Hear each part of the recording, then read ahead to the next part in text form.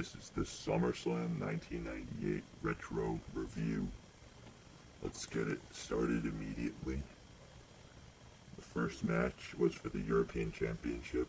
It was D'Lo Brown defending the strap against Val Venus. Started off a little bit slow, but other than that, it really did progress throughout the match. They got better to where it was one of the best matches on the card. Unfortunately, it got ruined when the referee got a little too involved and crotched Venus on the top rope, which caused Venus to attack the referee, who then disqualified him. Therefore, D'Lo retained the European Championship there. Good thing afterwards, though, Venus slammed the ref and gave him the money shot, so that was pretty good.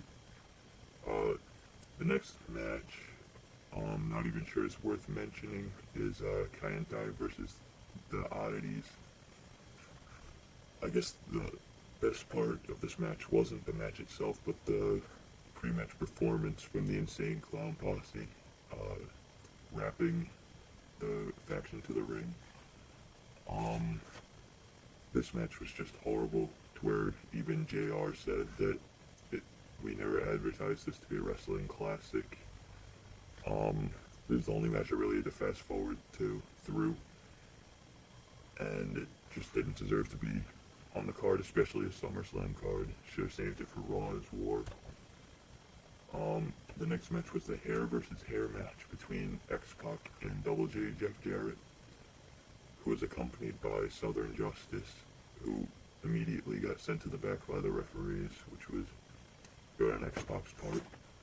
This was a really good match, back and forth action, but you kind of knew who was going to win anyway, and X-Pac pulled it through and defeated Jarrett, and the Headbangers and New Age Outlaws both came out to help X-Pac, and Howard Finkel, who had his head shaved on Heat by Double J, went and cut his hair and told him to suck it, which was pretty cool.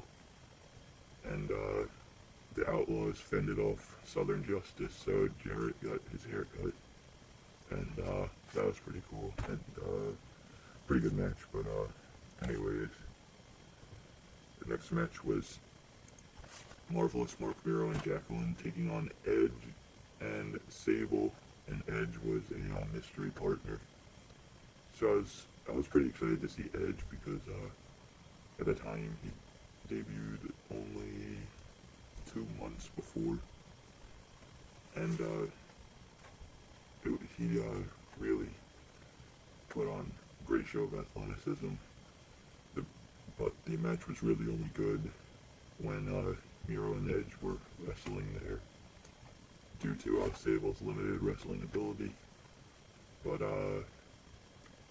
towards the end of the match, Edge hit a nice suicide dive to the outside onto Miro, so that was the high spot of the match.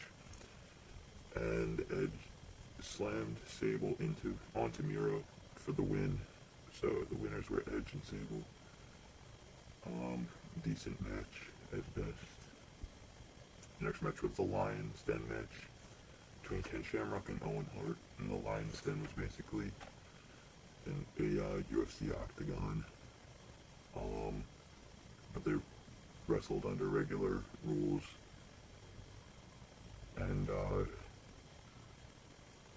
Owen Hart and Ken Shamrock, both unbelievable athletes. Hart hit him with the spinning heel kick quite a few times, and the coolest part of the match was when Shamrock ran up the cage to jump behind Owen and get him in the ankle lock and make him tap. So that was awesome. And the next match was advertised to be Kane and Mankind defending the WWF tag team titles against the New Age Outlaws in a Falls Count Anywhere hardcore match. But it was reported earlier that Kane no-showed the event, and Mankind was convinced to go and face the Outlaws by himself, by Vince McMahon, none other than Vince McMahon.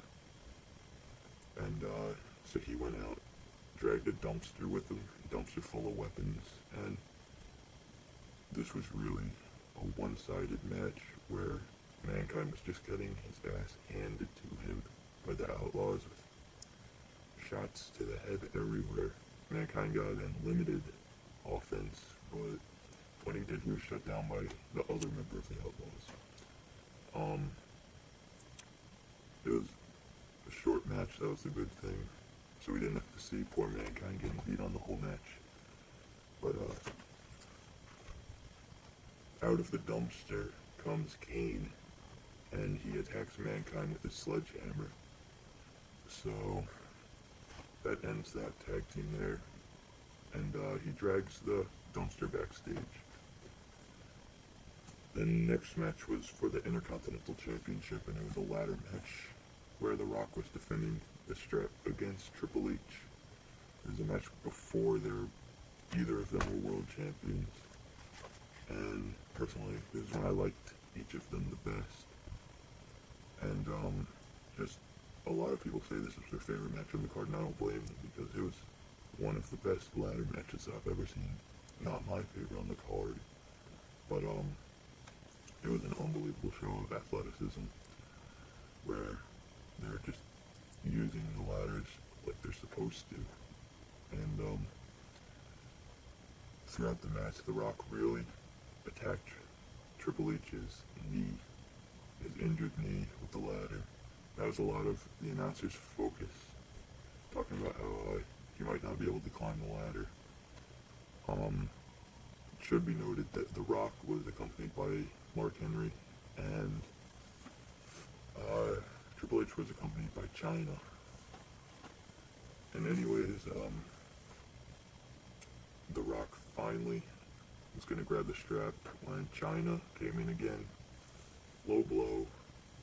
Triple H knocks him down. Triple H gets the title, and the new Intercontinental Champion is Triple H.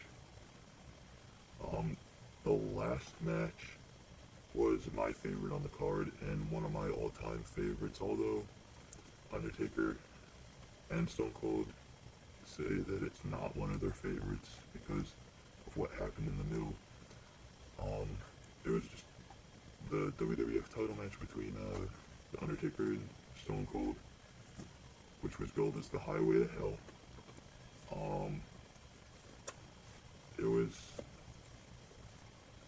It was just an awesome match where just both men gave it 100% until the part when Undertaker flipped his head up and legitimately knocked out Stone Cold, which they both said affected them throughout the rest of the match. They had your typical main event match where they go through the crowd. They went through the crowd a little bit, each of them getting their own shots in.